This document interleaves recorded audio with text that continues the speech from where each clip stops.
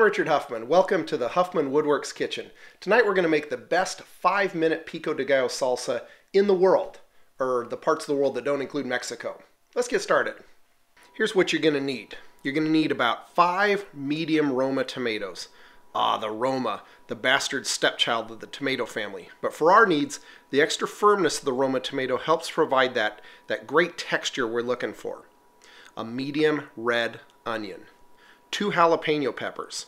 This isn't a super hot recipe, but if you want it really hot, substitute one of the jalapeno peppers with a serrano pepper, a yellow or orange bell pepper, or half of a yellow and half of an orange bell pepper, a pretty green lime, a handful of fresh cilantro, enough to make about half a cup when minced, a tablespoon of coarse sea salt, and a teaspoon each of fresh ground pepper and ground cumin, 2 teaspoons of white vinegar.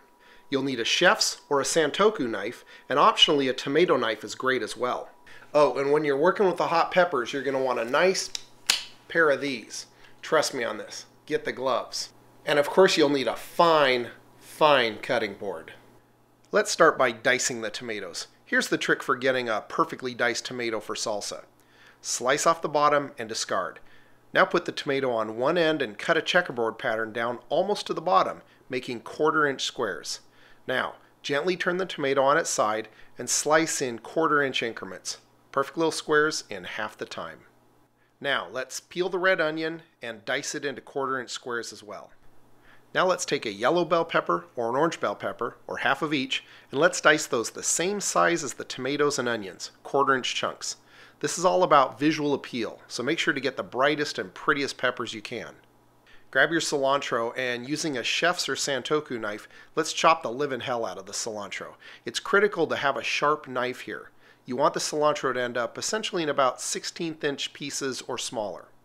Time to glove up, boys, and let's cut your jalapenos. 1 jalapeno makes a mildly hot salsa. You want it hotter?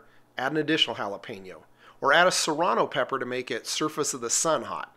Let's gently cut your peppers in half lengthwise. Remove the pulp and discard and move the seeds off to the side. We might use them later. Chop the peppers into tiny little pieces about 1/16 of an inch and put the pepper pieces and the seeds into 2 separate bowls. Cut your lime in half. Now, let's put the tomatoes, the bell peppers, and the onions into a medium-sized bowl and gently stir together. Take your lime halves and squeeze out all of the juice onto the salsa. Take a tablespoon of coarse sea salt and a teaspoon each of fresh ground pepper and ground cumin, as well as your minced cilantro, and sprinkle each on top. Add 2 teaspoons of white vinegar. Now take about 1/3 of your minced hot peppers and sprinkle into the salsa. Gently stir again. Now taste your salsa. Is it hot enough? No? Keep adding more hot peppers or even seeds to make it hotter until you're happy. The last thing to do is cover and throw the whole mess in your fridge for about 3 hours. Well, that's it.